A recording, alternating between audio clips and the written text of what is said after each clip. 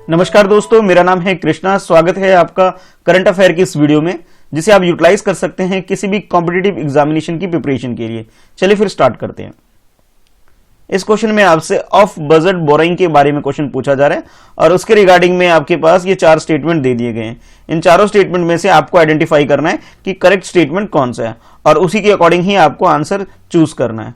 Option A में budget के borrowing के बारे में आपसे बोला जा रहा है कि ऑफ बजट बोरोइंग जो है ये गवर्नमेंट के डायरेक्शन के बाद ही पब्लिक इंस्टीट्यूशन लोन के रूप में इसे रिसीव करती हैं, ये आपसे बोला जा रहा है। सेकंड, आपसे बोला जा रहा है कि ये बजट ऑफ बजट बोरोइंग जो है ये कंट्री की जो फिस्कल डेफिसिट है उसे एक एक्सेप्टेबल लिमिट के अंदर उसे बोरोइंग की जाती है, ये आपको बताया जा रहा है। थर्ड में आपसे बोला जा रहा है कि जब भी कैलकुलेशन करते हैं फिस्कल डेफिसिट वगैरह की, तो उसके इंडिकेटर के रूप में इसका इस्तेमाल नहीं होता और इसका कोई भी इंप्लीमेंटेशन नहीं है फिस्कल पॉलिसी के अंदर, ये आपसे थर्ड स्टेटमेंट में बोला जा रहा है।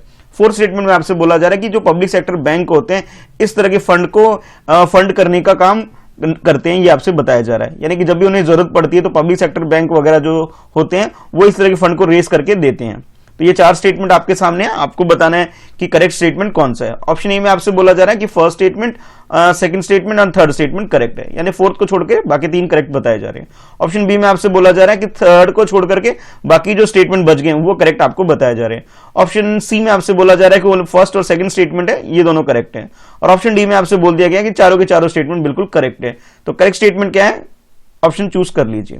तो ऑफ बजट बोरोइंग का मतलब ये होता है कि गवर्नमेंट के थ्रू जब भी कोई लोन लिया जाता है और लोन लेने का जो काम करती है वो पब्लिक इंस्टीट्यूशन जो वो करती है, और ये जो पब्लिक इंस्टीट्यूशन होते हैं वो जब भी ले सकती है जब सेंट्रल गवर्नमेंट, यानी फिर आप ये कह सकते हो यूनियन गवर्नमेंट के डायरेक्शन के बाद ही वो लोन वगैरह जब लेती है, उसी को बोला जाता है ऑफ बजट बोरोइंग। और इस तरह की जो बोरोइंग होती है, यानी कि जो लोन होता है, ये कोई गवर्नमेंट की कोई पॉलिसी चल रही है और गवर्नमेंट कोई वेलफेयर का काम कर रही है, वहां कुछ शॉर्टेज हो जाती है, उनकी कैलकुलेशन गड़बड़ हो जाती है, मान लीजिए शॉर्टेज हो जाती है फंड की, तो इस तरह की बोरोइंग यानी कि लोन गवर्नमेंट के द्वारा ली जाती है। हाँ, इसका फिस्कल पॉलिसी पे भी फर्क पड़ता है और उसकी इंडिकेटर के रूप में भी इसका इस्तेमाल होता है।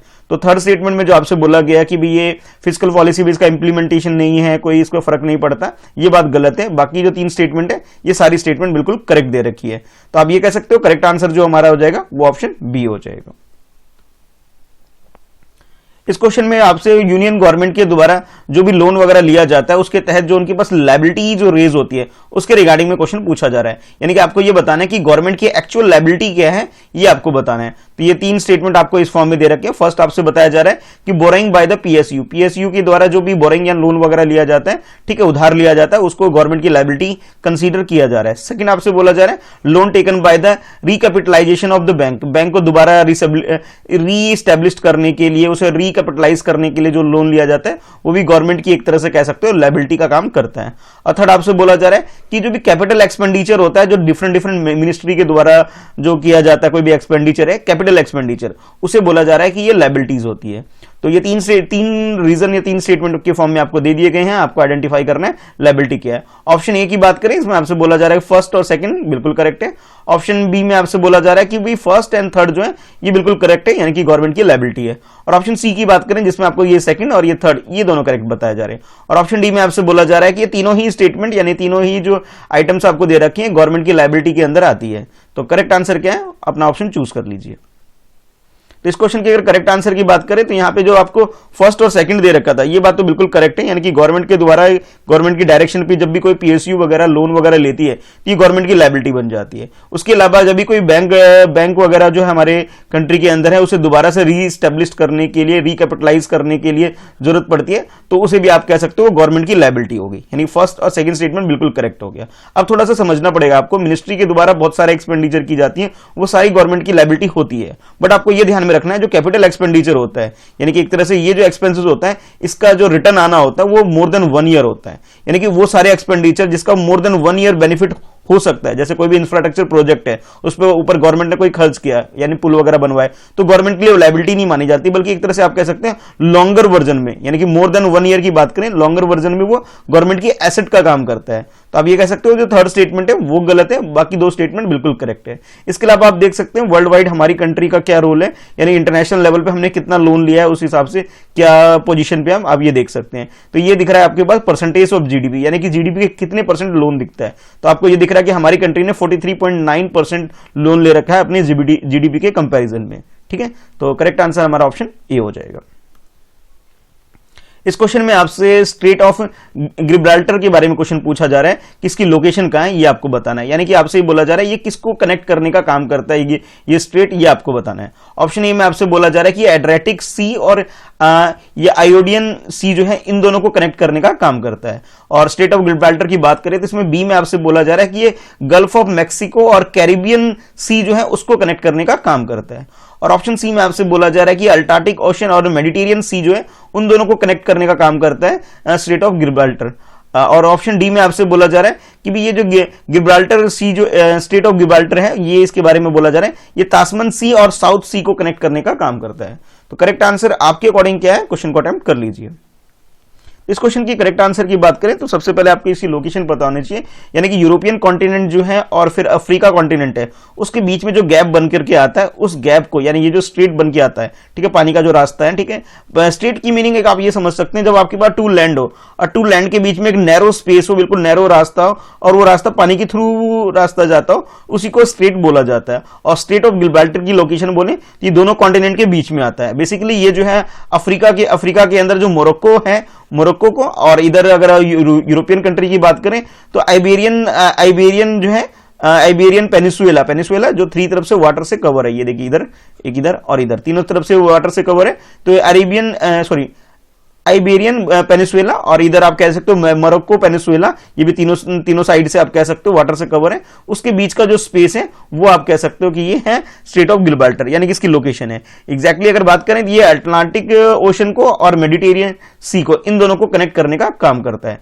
तो करेक्ट आंसर जो हो जाएगा हमारा सी हो जाएगा। अगर वर्ल्ड मैप में अगर आप देखना चाहें तो वर्ल्ड मैप में इसकी लोकेशन कुछ इस जगह पे हो जाएगी। ये अफ्रीका कॉन्टिनेंट है, ठीक है, यानी कि कुछ ये वाला हिस्सा जो आपको दिख रहा है इस वाले एरिया की मैं बात कर रहा हूं, ठीक है। तो अब देखते हैं नेक्स्ट क्वेश्चन। नेक्स्ट क्वेश्चन में आपसे सार्क के बारे में क्वेश्चन पूछा जा रहा है। सार्क जिसकी फुल फॉर्म है south Asia association for regional cooperation, और इसके रिगार्डिंग में आपके पास ये कुछ स्टेटमेंट दे दिए गए हैं। फर्स्ट स्टेटमेंट में बोला जा रहा है इसका जो सेक्रेटरीट है हमारी कंट्री इंडिया में है। सेकंड आपसे बोला जा रहा है सार्क के बारे में कि SAARC maintain permanent diplomatic relationship at the United State as observer. हमारी जो ये सार्क ऑर्गेनाइजेशन है इसके बारे में आपको बताया जा रहा है कि ये जो यूएनओ है उसके अंदर एक ऑब्जर्वर के रूप में ये मेंबरशिप इसे मिली हुई है। ये आपसे सेकंड स्टेटमेंट बताया जा रहा है। और थर्ड स्टेटमेंट में ये बोला जा रहा है कि डिसीजन जो भी इसके द्वारा लिया जाता है on the basis of the universally या बायलैटरल या फिर मल्टीलेटरल कोई भी डिसीजन लिया जाता है, उस सारे डिसीजन का ये जितनी भी कंट्री होती हैं उनके बीच में आपस में डिस्कशन वगैरह करके इसे कंप्लीट किया जाता है। यानी कि आप ये कह सकते हैं जो भी इसमें मेंबर कंट्री है उनके डिस्कशन वगैरह करके कोई पर्टिकुलर इस रीजन के अंदर डिसीजन लिया है। साउथ एशिया के अंदर जो भी कुछ काम करना होता है उसके रिगार्डिंग में काम किया जाता है सारी मेंबर कंट्री का इसमें डिसीजन के बाद ही। तो ये 3 स्टेटमेंट आपको दे दिए गए हैं, आपको ये बताना है कि इन तीनों स्टेटमेंट में से करेक्ट स्टेटमेंट कौन सा है। ऑप्शन ए की बात करें इसमें बोला जा रहा है फर्स्ट स्टेटमेंट, यानी कि फर्स्ट स्टेटमेंट, और ये जो सेकंड स्टेटमेंट है यानी कि ये दोनों करेक्ट है। यानी कि हाँ, ये सार्क की बात करें यूएनओ के अंदर इसका एक कह सकते हो ऑब्जर्वर स्टेटस मिला हुआ है इसको, और फर्स्ट बोला गया कि इंडिया के अंदर इसका सेक्रेटरीट है, ये करेक्ट है। ऑप्शन बी की बात करें तो इसमें बोला जा रहा है कि ओनली जो सेकंड स्टेटमेंट है सिर्फ ये करेक्ट है। और ऑप्शन सी में आपसे बोला जा रहा है कि first statement and third statement ये दोनों स्टेटमेंट करेक्ट है। और ऑप्शन डी की बात करें इसमें आपसे बोला जा रहा है कि second statement and third statement correct है। तो करेक्ट आंसर आपके अकॉर्डिंग क्या है, क्वेश्चन को अटेम्प्ट कर लीजिए।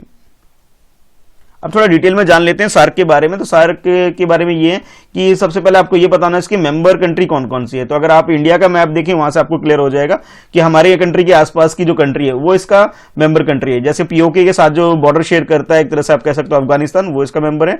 बांग्लादेश इसका मेंबर कंट्री है। भूटान है, इंडिया है, मालदीव है, नेपाल है, पाकिस्तान है, श्रीलंका। यानी कि आप ये कह सकते हैं इंडिया और इंडिया के साथ जो नेबर कंट्री है वो इसके मेंबर बने हुए हैं। अच्छा, अब उसको ये पता होना चाहिए आपको कि इसकी फाउंडेशन कब हुई थी। तो 1985 में 8 दिसंबर को ये फाउंडेशन ढाका में की, ढाका यानी बांग्लादेश में इसको फाउंड किया गया था। बट इसके अगर सेक्रेटरीट या फिर आप कह सकते हो हेडक्वार्टर की बात करें ये नेपाल के अंदर है, ठीक है। तो आप ये कह सकते हो काठमांडू नेपाल के अंदर इसकी सेक्रेटरीट है। तो फर्स्ट स्टेटमेंट हमारा गलत हो गया। बाकी जो सेकंड स्टेटमेंट की बात करें तो 2006 में मतलब ये सार्क के द्वारा फ्री ट्रेड एक तरह से ट्रीटी साइन वाइन की कर ली गई थी। उसके बाद ही इसे आप कह सकते हो यूएनओ के अंदर एक परमानेंट मेंबरशिप जो मिलती है एज ए ऑब्जर्वर, वो हमारी इस यूनियन को मिल गया था। ठीक है, तो आप कह सकते हो सेकंड स्टेटमेंट बिल्कुल करेक्ट है। और थर्ड स्टेटमेंट की बात करें, इसमें जो भी डिसीजन होता है ये on the basis of unanimously इसमें डिसीजन लिया जाता है, सारी कंट्री जो है उनके बीच में डिस्कशन करके। तो आप ये कह सकते हो कि थर्ड और सेकंड और थर्ड स्टेटमेंट करेक्ट है, फर्स्ट स्टेटमेंट गलत है। गलत होने की वजह है इसका सेक्रेटरीट काठमांडू नेपाल में है, हमारी कंट्री में नहीं है। तो हमारे पास करेक्ट आंसर इसका डी हो जाता है। इस क्वेश्चन में आपसे इरावदी डॉल्फिन के बारे में क्वेश्चन पूछा जा रहा है और इसके रिगार्डिंग में आपके पास ये 3 स्टेटमेंट हैं। इन तीनों स्टेटमेंट में से आपको आइडेंटिफाई करना है कि इरावदी डॉल्फिन के बारे में करेक्ट स्टेटमेंट कौन सा है। तो फर्स्ट स्टेटमेंट में बोला जा रहा है कि इरावदी डॉल्फिन की अगर बात करें तो ये मेनली जो फाउंड किया जाता है, यानी कि इसकी अगर लोकेशन बात करें जहां पे ये डॉल्फिन होता है उसके बारे में बोला जा रहा है, ये south and south east Asia वाला जो रीजन है उस रीजन में ये डॉल्फिन पाए जाते हैं। सेकंड आपसे बोला जा रहा है it lives in the brackish water near the coast, किसी भी कोस्ट रिवर या माउथ या फिर आप कह सकते हैं स्टूर्नीस के अंदर ये इसकी लोकेशन आप कह सकते हो जहां पे ये सब रहते हैं। और थर्ड आपसे बोला जा रहा है कि हमारी कंट्री की अगर बात करें तो हमारी कंट्री में जो चिल्का लेक है उड़ीसा के पास, ठीक है, चिल्का लेक, वहां पर ये इरावदी डॉल्फिन पाए जाते हैं। तो 3 स्टेटमेंट आपको दे दिए गए हैं, आपको बताना है कि करेक्ट स्टेटमेंट कौन सा है। ऑप्शन ए की बात करें उसमें बोला जा रहा है कि फर्स्ट स्टेटमेंट और सेकंड स्टेटमेंट बिल्कुल करेक्ट है। ऑप्शन बी में आपसे बोला जा रहा है कि first statement and third statement ये करेक्ट है। ऑप्शन सी की बात करें तो second statement and third statement ये दोनों स्टेटमेंट करेक्ट है। और ऑप्शन डी की बात करें इसमें तीनों ही स्टेटमेंट बिल्कुल करेक्ट बताए जा रहे हैं। तो करेक्ट स्टेटमेंट क्या है, क्वेश्चन को अटेम्प्ट कर लीजिए। तो इरावदी डॉल्फिन की बात करें, ये आप देख सकते हैं पिक्चर में ये डॉल्फिन है। अगर इसकी लोकेशन जैसे आपसे बोला गया कि साउथ एशिया की अगर हम बात करें तो एशिया वाले रीजन में, साउथ एशिया में इसकी लोकेशन है जहां मोस्टली वहां पे पाया जाता है, यानी कि ये वाला जो एरिया आप देख रहे हो इस एरिया में आप कह सकते हो ये डॉल्फिन ज्यादा पाया जाता है। अगर हमारी कंट्री की बात करें, हमारी कंट्री में जो उड़ीसा है यहाँ पे जो चिल्का लेक है इस रीजन में ये डॉल्फिन पाया जाता है। यानी कि आप ये कह सकते हैं ये जो स्टेटमेंट आपको दे रखे हैं ये स्टेटमेंट बिल्कुल करेक्ट हो गए। और अगर हम इसके IUCN की लिस्ट के अंदर बात करें तो IUCN के अंदर आपको ये जो रेड लिस्ट है उसके अंदर इसे इंडेंजर कैटेगरी के अंदर इस डॉल्फिन को डाला गया है। वर्ल्ड में इसकी पॉपुलेशन की बात करें, इसकी पॉपुलेशन अराउंड 7,000 के आसपास इसकी पॉपुलेशन है और हमारी कंट्री में इसकी लोकेशन आप समझ गए हैं कि भी उड़ीसा के अंदर चिल्का लेक में है। तो करेक्ट आंसर आपका डी हो जाएगा। तीनों की तीनों जो स्टेटमेंट आपको दे रखी है बिल्कुल करेक्ट है। अब आप कमेंट करके बताइए कि आपका स्कोर कितना रहा और साथ के साथ अब मेरा टेलीग्राम ग्रुप भी ज्वाइन कर सकते हैं जिसका लिंक मैंने नीचे डिस्क्रिप्शन में दे रखा है। वीडियो पसंद आती है वीडियो को लाइक करना ना भूले। कोई सजेशन है आपके पास, कोई सुझाव है तो नीचे कमेंट करके बता सकते हैं, ठीक है। चैनल पर पहली बार वीडियो को देख रहे हैं, अभी तक चैनल सब्सक्राइब नहीं किया है तो चैनल को सब्सक्राइब करके बेल आइकन प्रेस कर दीजिए ताकि आपको आने वाली वीडियो की नोटिफिकेशन रिसीव हो सके, ठीक है। सारा लिंक, हर यूजफुल लिंक मैंने नीचे डिस्क्रिप्शन में दे रखा है। चलिए फिर मिलते हैं नेक्स्ट वीडियो में। स्क्रीन पर जो वीडियो आ रही है इस पर क्लिक करके आप ये वीडियो देख सकते हैं और रिविजन कर सकते हैं। आज के लिए इतना ही। Thanks for watching.